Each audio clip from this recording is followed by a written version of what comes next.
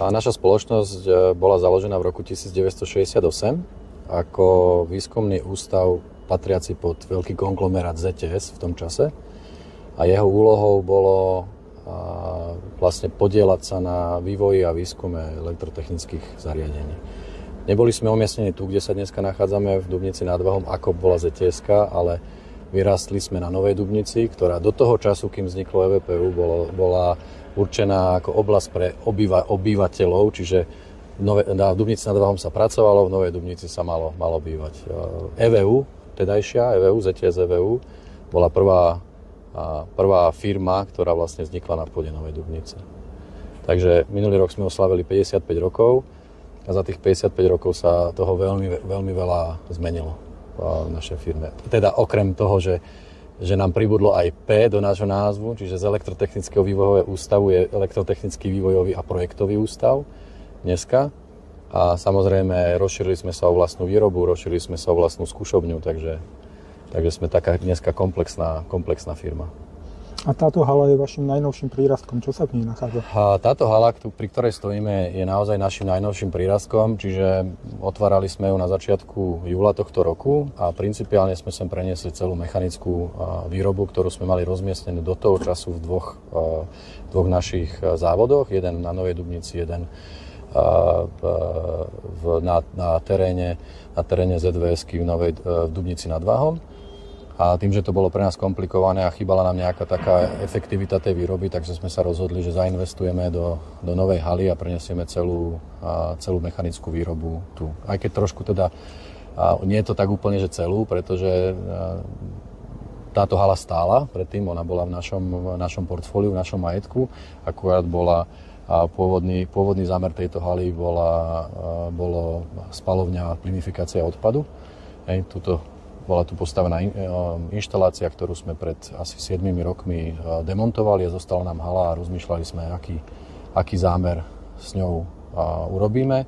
A prišli sme s myšlienkou teda prenesenie celej mechanickej výroby. Je to prvá etapa, nakoľko nie celá výroba sa nám sem zmestila, chýba nám tu ešte lakovňa a vodný lúč, aby sme teda mali komplex operácií na jednom mieste a dúfam, že v priebehu pár dní dostaneme stavebné povolenie a pustíme sa do etapy číslo 2, kde doplníme aj tieto chýbajúce časti. Takže tu budete stavať ešte dodatočné haly? Áno, je to tak.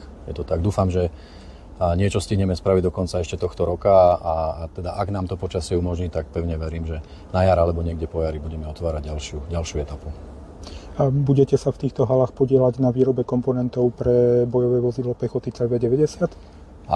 Aj ako máme tu obrábací stroj, na ktorom budeme robiť veľkú časť komponentov, áno. Čiže tu bude vznikať aj veliteľský zameriavač pre CV90. Áno, je to tak. Takže vyrábate pre CV90 veliteľský zameriavač a aj nejaké ďalšie komponenty? Zatiaľ z komponentov, ktoré máme zakontrahované, je to veliteľský zameriavač. To, čo ešte naša spoločnosť robí z BAE Systems, je konštrukčné práce na vozidle. Čiže tam vyvíjame nejaké komponenty vybavenia vozidla, ktoré ak teda prejdú a budú schválené a budeme schválení ako dodávateľ, tak tiež budú vyrábané v tejto hale. Pre pozemné sily ozbrojených síl Slovenskej republiky predstavuje nové bojové vozidlo pechoty celkom významný program. Aký význam má projekt CV90 pre vašu firmu? Tak určite obrovský, aj z toho titulu, teda, že jednak myslíme si, že je to uznanie nejakých našich takých dlhoročných schopností a možností a ocenenie československých hlav vývojárskych, pretože na tomto projekte samozrejme spolupracujeme s našou sesterskou spoločnosťou EVPU Defense z Uherského Hradišťa, takže preto hovorím československý. A samozrejme nám sa otvára cesta spolupracovať s jedným z najväčších svetových hráčov, čo sa týka obranného priemyslu. Takže myslím si, že do budúcna je to obrovský potenciál. Sú nejaké iné projekty, na ktorých EVPU pracuje, ktoré by sa tiež dali označiť za veľké a významné? No okrem CV90-ky, tak ak sa bavíme teda o obrannom priemysle, tak EVPU je dodávateľom zbraňového systému TURA-30 pre projekt 8x8, tiež ministerstva obrany. Takže tam máme celý komplexný systém, je to naša vlajková loď. A samozrejme a iné komponenty, ktoré tiež idú na toto vozidlo 8x8. A z toho civilného programu tak my sme významný dodávateľ zariadení pre slovenské železnice, pre české dráhy, pre maďarský MÁV, takže tam sme ako dvorný dodávateľ zariadení do vagónov a do lokomotív pre tieto štátne inštitúcie. To je celkom dosť práce. Chystáte aj nejaké ďalšie veci do budúcnosti? Máme ambíciu, ale zase máme takú ambíciu relatívne prízemnú, že nemáme ako ambíciu úplne raz niekde do výšin, aby sme niekde to prepálili. Skôr máme záujem, aby sme dokázali tým našim partnerom naozaj dodávať výrobky na čas v cene a v kvalite.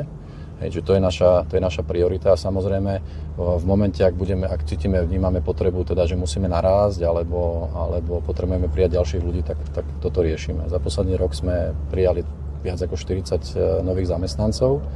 Dneska sa pohybujeme niekde okolo 206 zamestnancov v rámci firmy.